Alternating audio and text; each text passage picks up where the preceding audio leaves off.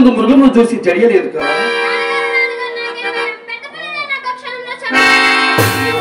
నీవంతటి ధీమంతుడువే నాయన. దేవి, మనం ఇప్పుడు కర్మకు మున్యాశ్రమం సుమా. ఇచ్చట మునులు మనకు సందర్శనీయులే. ఈ ఆశ్రమం ఎవరిదో కదా స్వామి.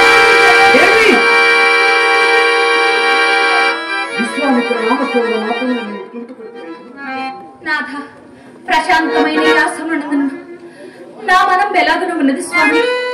నా మనం వెలాగున ఉన్నది. నాకును అట్టే ఉన్నది. చిత్తం వేటుకో కలవరపడుచున్నది దేవి. ఘోరమైన వేట కార్యము నిర్వహించి సహజ కరుణాయత్వం ఒక మీ చిత్తం తట్టున్నది కానీ మరి ఇంకేమీనూ లేదు. అట్లే కావచ్చు దేవి.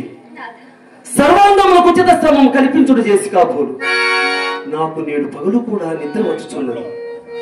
నాథ, అలాగైనా ఈ గుమ్మావి సిగురుటాకులను సంచి నేర్పచ్చదను. నా యొక్క తలంబు తలడుగా అమర్చుకుని ఇంచుక సేపు సుఖనిద్ర కొండు స్వామి. ప్రేయసి, పగటి వేళ నిద్రకి ఏర్పడినంత నిద్ర అన్న స్మరణకు వచ్చాను దేవి. నిన్నటి రేయి అపరమందులో లేకుండా అవును, నేను నిజమంతి పురోహిత విపచ్చనంబలతో పేరోలగంబుండా అతి మాత్ర తేజో విరాజ యోగ మునిరాజు కనుగొన అగ్నికము భూమిచుండ సమీపించి అకారణముగా ఉన్నతమైన సింహాసనము నన్ను నేలను మన రాజ్య సర్వస్వము గ్రహించి మనల కట్టుబట్టలతో నట్టడములకు పారతోడగా అందులో పడరాని పాత్ర పడుతుంటే ఎంతలో మెలకు కలిగింది. ఎంతటి దుస్వప్నమును కంటిని స్వామి.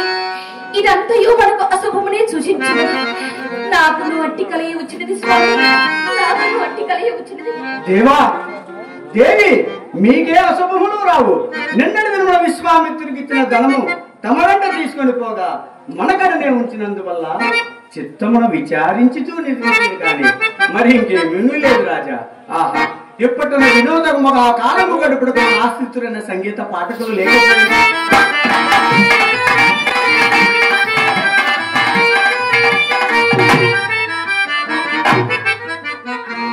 అర్ధి జనకల్ప పూజ రాజలోక బిడవజ. జోహార్ రాజా జోహార్. సత్యకీర్తి, వీరు ఏ కులం వారిలో? కులముతో పని ఏమి రాజా? తను తాను పొగడుకొనుట విమల సంగీత సాహిత్య విద్యలో పలుకులు వెలంది మాతోటి పాటు సొమ్మే. పవిత్ర కులదీపా పవిత్ర కులదీపా శ్రీ హరిశ్చంద్ర భూపా.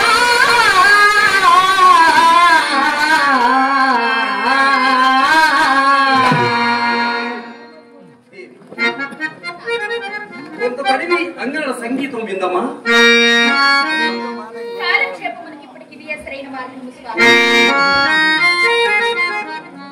ఓ మాతాన్న, మా మహారాజు గారు మెచ్చినట్టుగా నీ సంగీత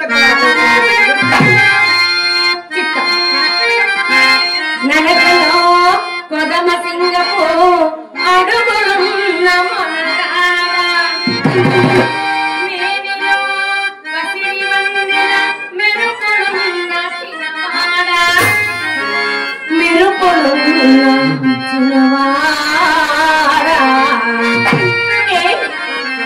రాజా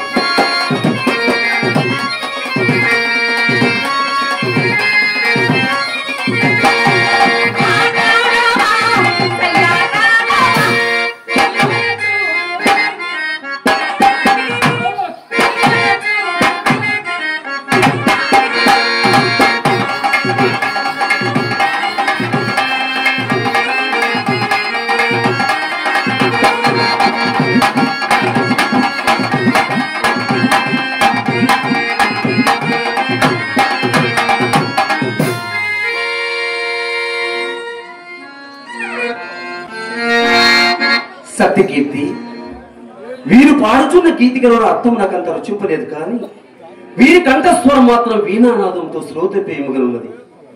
వీరికి ఈ ముక్తాహారం బహుకృతిగా ఇచ్చి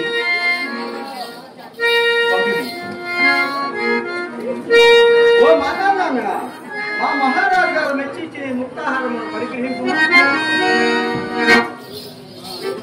మహారాజా, ఓ మహారాజా, మాకు ఈ ముక్తాహారం లేటిది. ఇచ్చేదరు, ఏమైనా ఇచ్చారా? ఏమడిగినా ఇచ్చేదరు. మాట దాట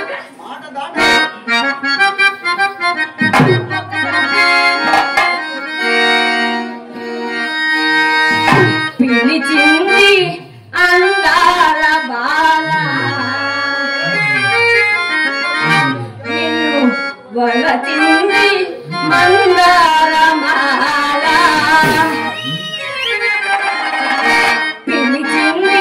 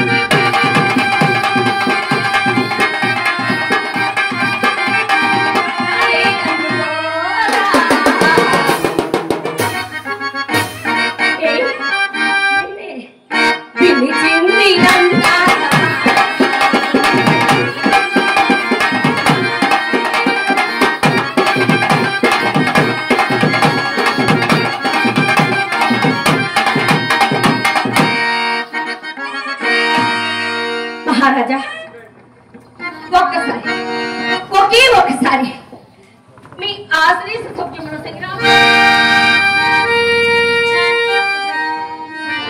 సత్యకీర్తి, వీరి పరివర్తనము తెలియవచ్చినది.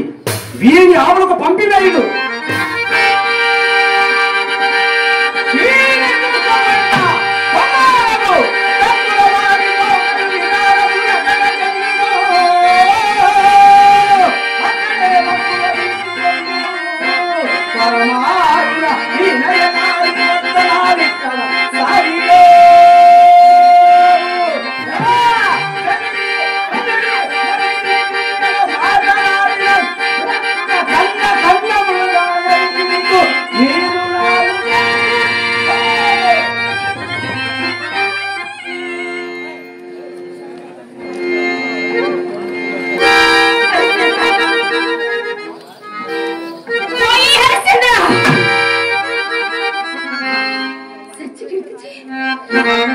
సత్యకీర్తి మమ్మల్ని ఇట్లా అన్యాయంగా కొట్టించదు కదూ. మా తండ్రి విశ్వామిత్రుడితో చెప్పి